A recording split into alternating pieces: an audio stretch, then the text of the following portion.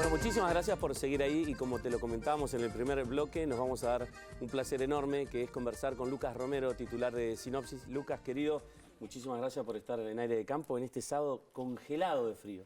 Frío, pero gracias por la invitación, siempre es un placer venir acá. Igual hace más frío en otros lugares que en Capital Federal, ¿eh? Probablemente, sí, probablemente. Bueno, vamos a levantar un poquito la temperatura de los temas y por supuesto este es un programa agropecuario, agroindustrial, pero lo que es la política coyuntural nos tiñe a todos por igual, ¿no? A todos los ciudadanos y sobre todo en el campo que hay mucho empresario y mucho personaje y mucho trabajador que invierte gran parte de su dinero en la producción y eso tiene que ver mucho con la política y la política económica y demás.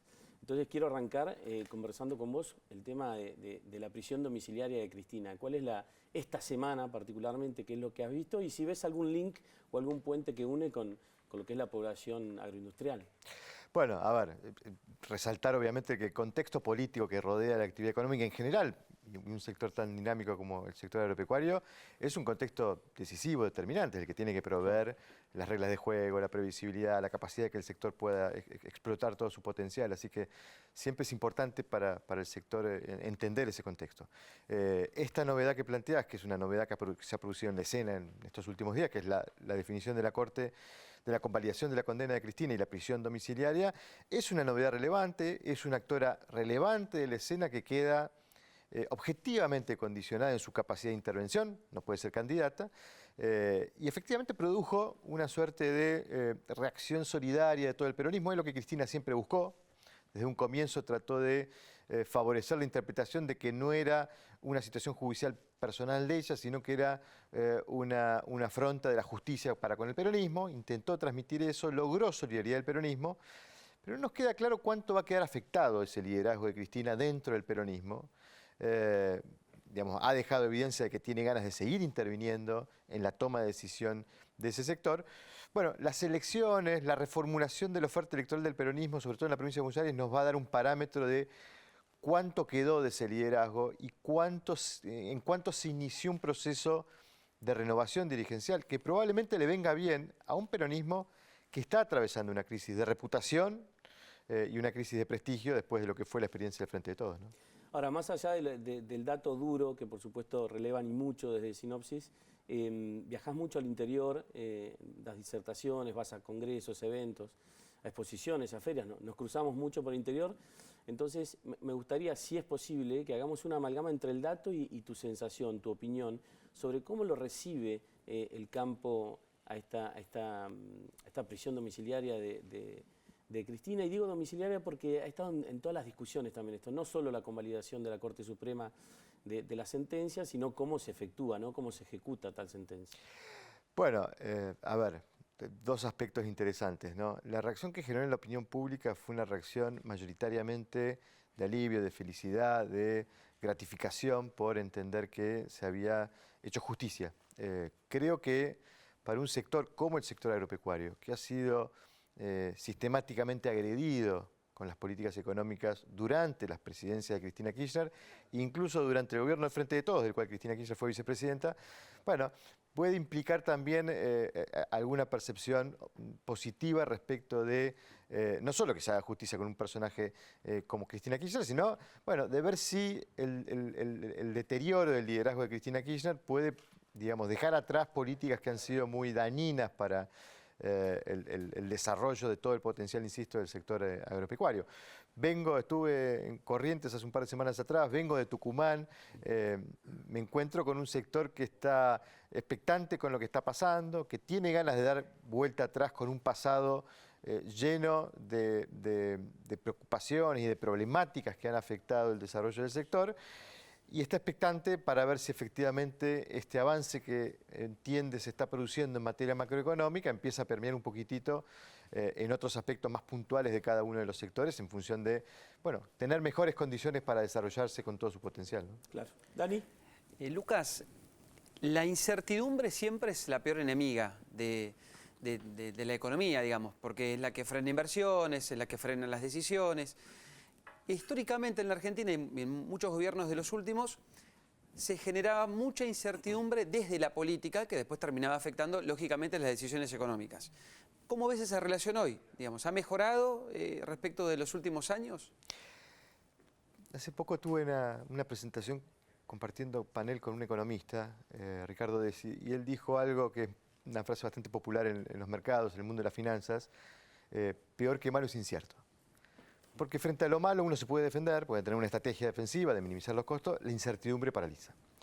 Y es un buen punto el que planteas, porque claramente, digamos, la incertidumbre es lo que impide la planificación, lo que impide la previsibilidad, lo que impide que alguien pueda pensar su negocio 3, 4, 5, 10 años vista para poder tener una estrategia. Yo creo que, es más, escribí una columna esta semana en un diario que siempre me piden alguna colaboración, en donde planteo que el principal enemigo de Milei es la incertidumbre sobre Milei. Es decir, todavía Milei no puede despejar una incertidumbre estructural que está sobre la escena de si esto es una transición o es el inicio de un ciclo político de largo plazo. Y en realidad no la puede despejar porque el desafío económico era de tal magnitud que todavía hay mucho trabajo por hacer y sobre todo todavía hay una tarea que es de consolidación política este ciclo. Porque este es un gobierno de minoría que tiene los márgenes decisionales restringidos, y que ha venido achicando el rango de incertidumbre sobre la sostenibilidad política de este gobierno, pero que sigue dependiendo de la sostenibilidad económica del programa económico, ¿no? Pues las dos dinámicas vienen caminando de la mano, ¿no? El proceso de consolidación de un rumbo económico que produzca crecimiento, desarrollo, va a favorecer un proceso de consolidación política de este ciclo.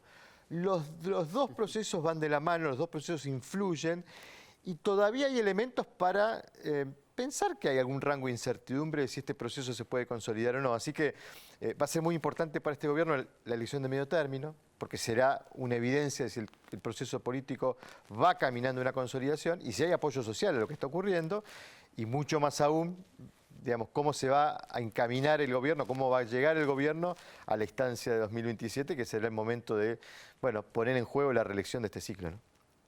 Nanet. Lucas, ¿cómo estás? Teniendo en cuenta todo el contexto político y lo que significa esto, por ejemplo, para el sector agropecuario en cuanto a retenciones, ¿cómo ves el peso específico del sector agropecuario para este gobierno? Porque ellos le dan mucho valor, pero quizás en los hechos lo vemos un poquito más relegado. El sector está esperando una eliminación absoluta de las retenciones. Sí, claro, y creo que es una demanda, digamos, pendiente del gobierno para un actor, para un sector que fue muy relevante en el proceso de cambio político en el 2023. Los principales resultados electorales de Milei los obtiene en las provincias esencialmente agropecuarias, al margen de que claramente fue un presidente que obtuvo mucho apoyo en todo el interior del país, ¿no? Cuando uno mira el mapa que nos dejó la elección 2023, era un mapa en donde todo el interior de la Argentina se pintó de violeta, claro, como le gusta decir al presidente, y los lugares, paradójicamente, donde menos apoyo electoral obtuvo el presidente fueron en la Ciudad de Buenos Aires y en la provincia de Buenos Aires, esencialmente por el Gran Buenos Aires, ¿no? No por el interior de la provincia, con lo cual en el área metropolitana, digamos, fue donde peor le fue a Milei en 2023, con lo cual creo que es un actor muy importante. Yo entiendo que el gobierno debe ser consciente de que hay una deuda pendiente. Uno interpreta que el gobierno tenía un desafío enorme en ordenar la macroeconomía y en estabilizar a esta economía. El gobierno ha utilizado una política de tipo de cambio fijo para estabilizar la economía. Eso produce una situación de atraso cambiario discutida entre los economistas que probablemente perjudique los márgenes de rentabilidad del sector, y esto seguramente el sector lo vea con alguna preocupación. Bueno, seguramente el sector estará esperando, bueno, ¿para cuándo nosotros? Y el gobierno estará viendo qué margen tiene o qué margen le va dando los avances que produce en materia macroeconómica, ver en qué medida puede ir bajando los impuestos, porque el presidente lo dice permanentemente, que el deseo y la aspiración es la de bajar impuestos, pero esa baja no llega, ¿no? Entonces, me imagino un sector, bueno, con ese sinsabor. Ahora, la ventaja que tiene el gobierno y seguramente un elemento que ayuda a que el sector no tenga dudas respecto de cuál va a ser su voluntad o su posición respecto del proceso electoral es que por ahora del otro lado sigue habiendo algo que ofrece más pasado que futuro, y sobre todo un pasado que al sector, digamos, lo llena de malos recuerdos, ¿no? Entonces, me parece que esa es una ventaja todavía que le permite a Milei probablemente seguir teniendo buena parte del apoyo del sector en estas elecciones de medio término. Ahora, me sumo a lo que consultaba Nanette recién con el tema retenciones y lo leo un poquito más con esto, escuchándote con el tema de macroeconomía en general, ¿no?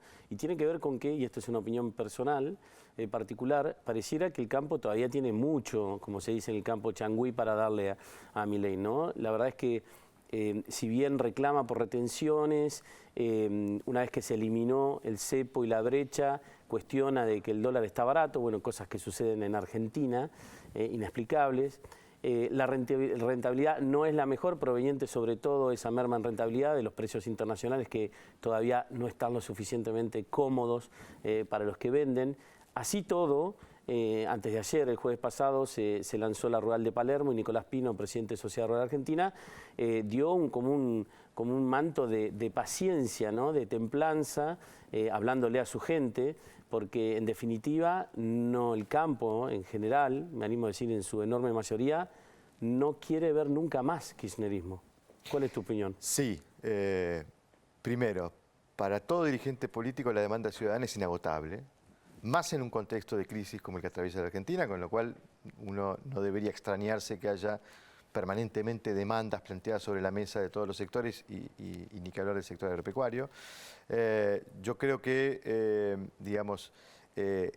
como decía recién, el desafío electoral ofrece la posibilidad de evaluar alternativas y todavía no aparece ninguna alternativa que plantee un futuro alternativo más promisorio del que puede ofrecer el gobierno, sino que la alternativa promete más pasado que futuro, entonces eso termina siendo una ventaja.